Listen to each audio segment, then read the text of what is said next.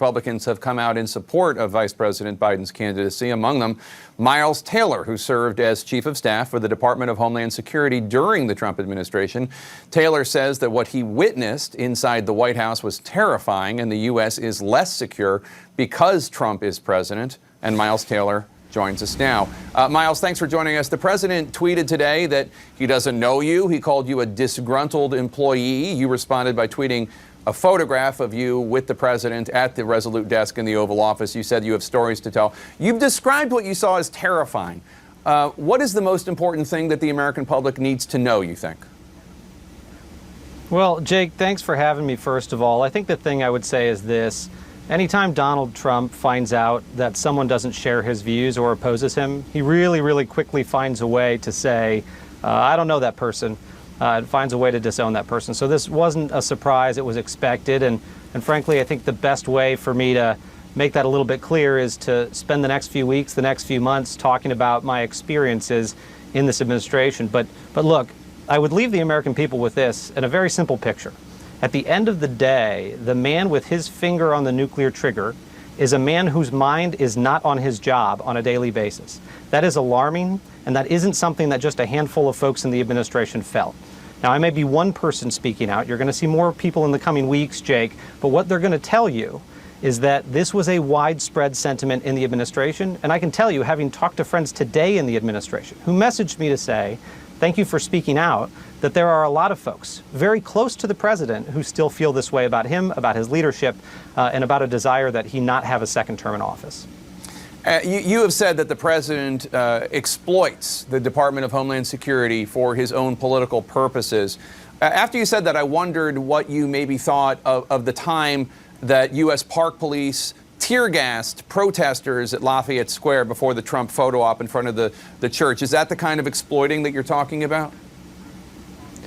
I want to get to that in just one second, Jake, but I'll give you an even more recent example. I just got word within the past hour that a White House liaison employee at the department has been directed to go around to dig up dirt on me. Now, look, I'm fine with that. I can handle it.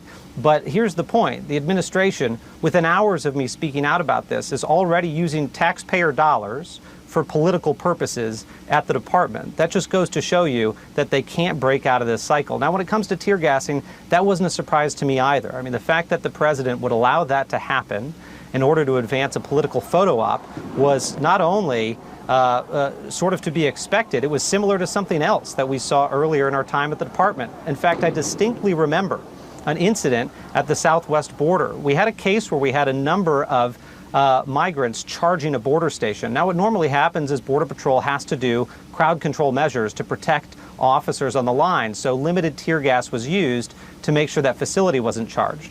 When Donald Trump saw that on TV, he actually thought what we were doing was starting just to gas migrants across the border as a tactic.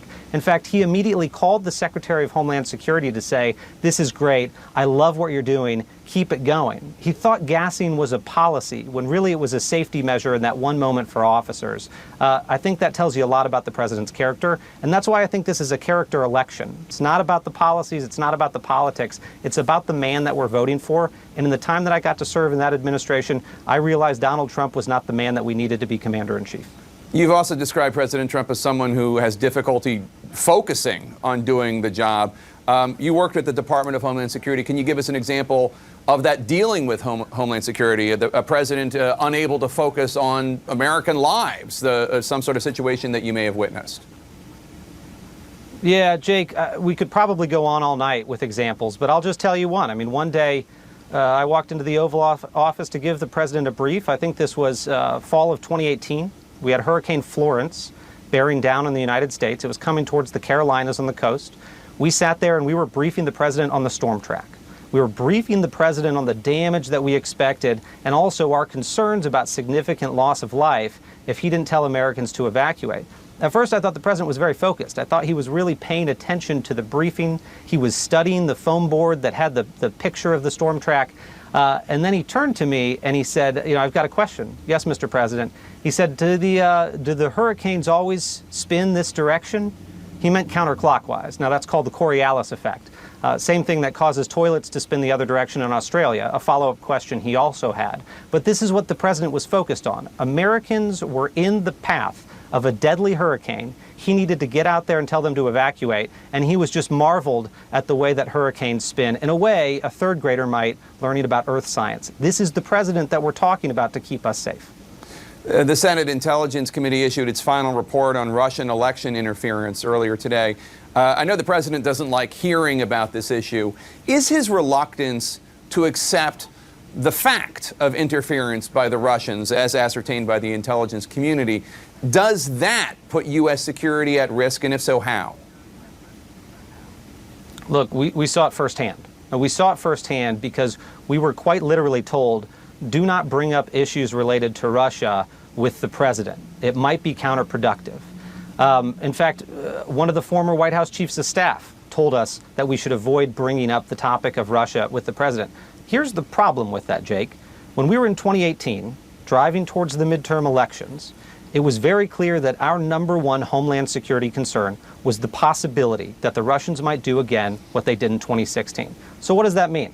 You want the President of the United States to be very vocal and to say publicly, Russia better not meddle in our elections or there are going to be stiff consequences. The president didn't want to do that. In fact, he was infuriated at the suggestion that anything was being done on the subject. We couldn't get him to focus on it. The Secretary of Homeland Security would call him about it. We tried to schedule meetings about it. And in fact, in one meeting we scheduled on the topic, instead of actually focusing on the potential threat to the election, the president wanted to talk about how many counties he had won in 2016, rather than talk about the counties across the country that we were worried about the Russians targeting in our midterm elections. That's how severe this problem is. He's not focused on the threat. He's not focused on the reality. And I think, frankly, it's time to move on. And Jake, if I can add one last thing, I'm speaking about this as a lifelong Republican, okay? I had hopes that this president would live up to expectations, or even those who didn't have high expectations for him, that he might be able to do his job effectively with support. That didn't come out the way that we had planned. And I think at this point, it's a time for us to put country over party, and I hope other Republicans will do the same. I do want to give you one other opportunity to respond to something that Jared Kushner, the president's son-in-law and a top advisor, said. He basically said that you're a nice kid, but you weren't up to the job. Take a listen.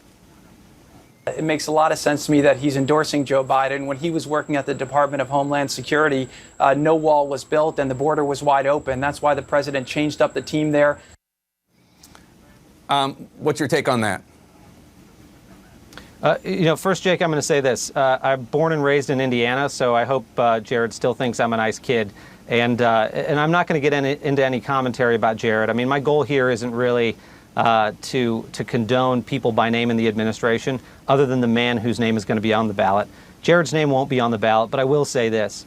We did everything within our power when we were in the department to enforce the law and support the 250,000 men and women on the front lines that protect this country every day. Sometimes that meant pushing back against the president. Sometimes that meant saying no.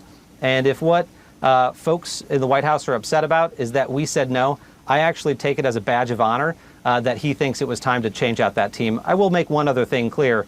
I wasn't fired from the administration. I left months later on my own accord, despite the fact that they wanted me to stay.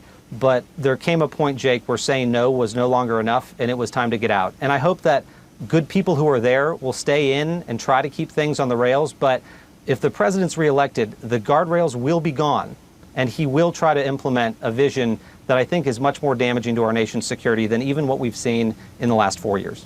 Like what? I'll tell you this. There are people serving very close to the president that have told me verbatim, we should expect, quote, shock and awe if the president wins a second term. You will see a flurry of executive orders. You will see the president pull out of foreign alliances. You will see the president align with dictators around the world. And if right now we're less safe because we have fewer friends and stronger enemies than before, you can expect to see that on steroids in another 4 years of the Trump administration. All right, former Department of Homeland Security Chief of Staff Miles Taylor, thank you so much for your time today.